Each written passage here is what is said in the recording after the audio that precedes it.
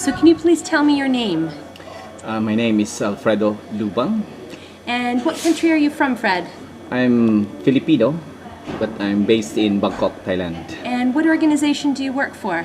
I work with Nonviolence International Southeast Asia. And can you tell me what the top 3 priority issues are that you're working on right now with regard to landmines and cluster munitions? So with regards to the issues that we're working on, the top 3 priorities, we're working both on the universalization of the Landmine Convention, and now we would be working, of course, with the new Cluster Munition Convention. We are also doing research in terms of both issues. We've been working on landmine monitor for the past 10 years. And the last is more of engaging armed groups for the universalization of the convention. Now, Fred, you've been involved with Mines Action Canada's youth programs. Can you tell me a little bit about your involvement?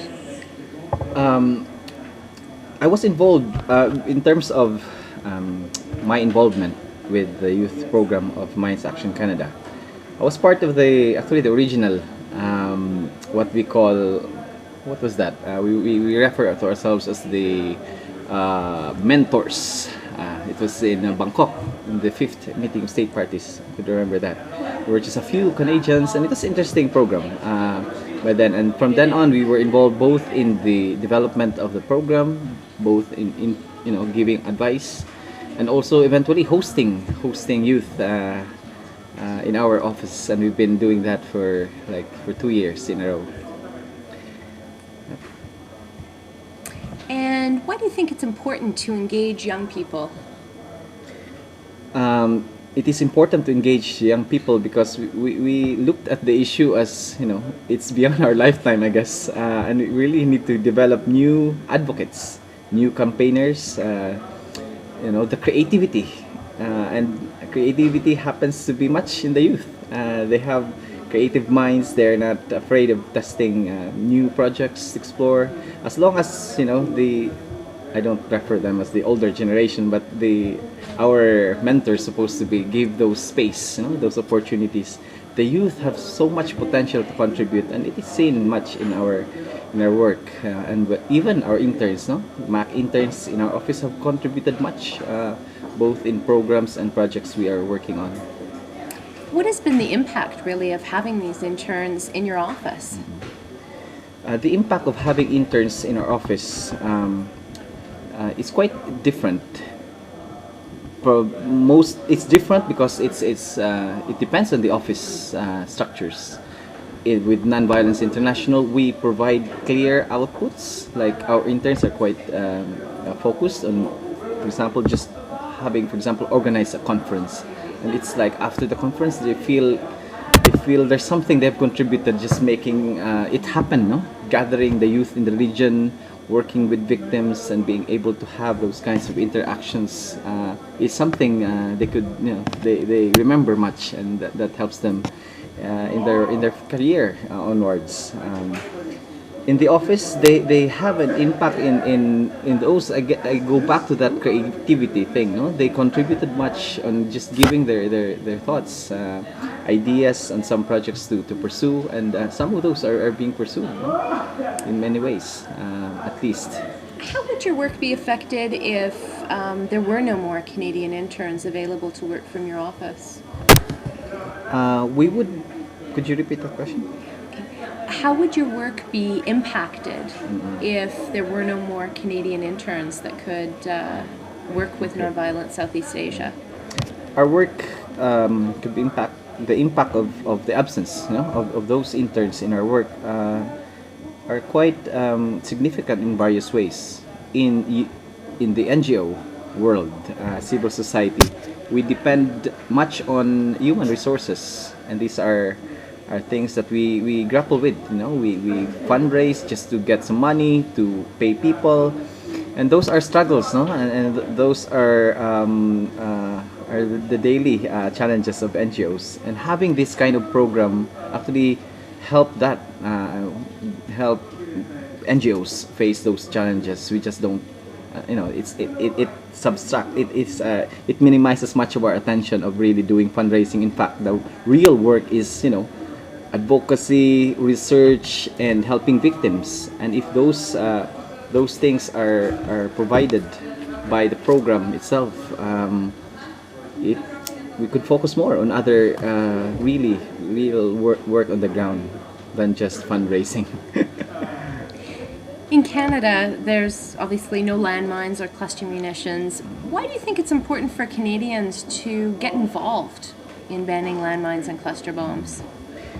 The Ottawa Convention wasn't named Ottawa just because it was, the signing was done in Ottawa. It happened because it has that spirit of that Canadian spirit to have, the whole humanitarian goals of the convention was embodied. And I think if I were a Canadian, you would be proud of that.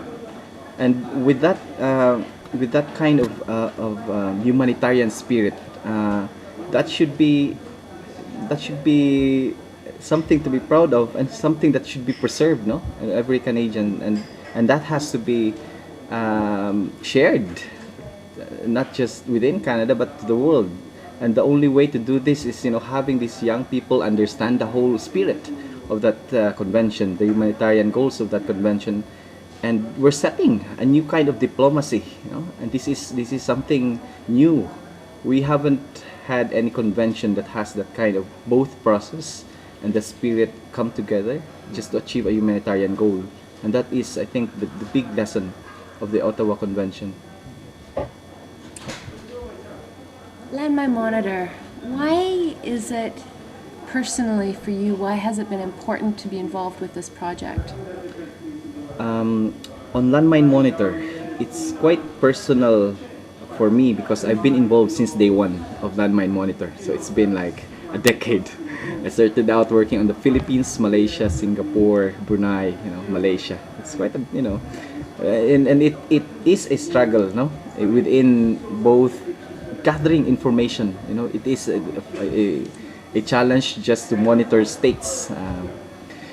There has been history where civil society monitoring mechanism are viewed by states as something, these are things against them. They would just issue statements strongly, hitting us on the meeting of state parties. But it proved otherwise, no?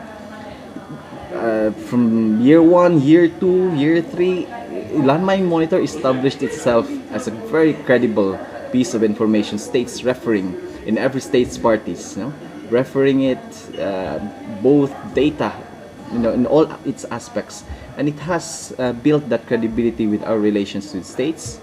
It has given us a space to engage not just states but armed groups as well, all parties together, and it has set that kind of I go back to that credibility, which is really important in every research institution. What do you think the impact of Landmine Monitor has been on some of the governments that you've worked with? I mean, we talk about Landmine Monitor holding governments accountable. What are some concrete examples of that? The concrete examples of having the impact of Landmine Monitor on governments is the mere fact that governments react. When governments react in a state parties meeting, that means they've read the report.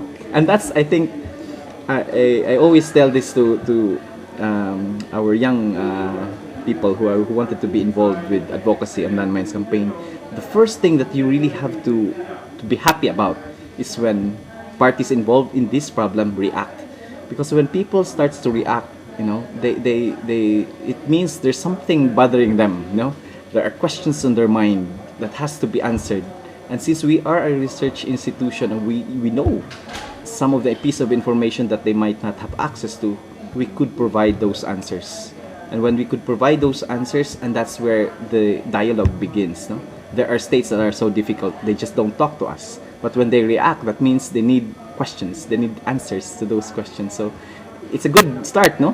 When people react, they ask questions, we engage them in dialogue, and probably they show there's some concern on the problem, and when they started to show concern, probably there will be solutions later on, and I think that's just the first step. And I'm happy to see, even if it's a not so good reaction, but still it's a reaction, and it is a good start for conversations and dialogue. Great.